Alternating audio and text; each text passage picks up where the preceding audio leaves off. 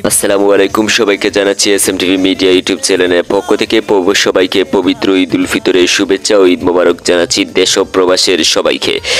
আচ্ছা, এবার আরও দুইজন ব্যক্তি জানিয়েছেন পবিত্র ঈদ উল ফিতরের শুভেচ্ছা দেশ ও প্রবাসের সবাইকে। মৌলভীবাজার জেলা কমলগঞ্জ উপজেলার ৩ নং মুন্সিবাজার ইউনিয়নের ১ নং ওয়ার্ডের শাকির আহমেদ সাহেল জানিয়েছেন দেশ ও প্রবাসের সবাইকে পবিত্র ঈদ উল ফিতরের শুভেচ্ছা ও ঈদ মোবারক জানিয়েছেন দেশ ও দেশের বাইরের সবাইকে। ঈদের আগেও কি আপনিও তৈরি করতে চান এইরকম ঈদের ভিডিও? তাহলে আর কিসের দেরি, আজই যোগাযোগ করুন আমাদের সাথে।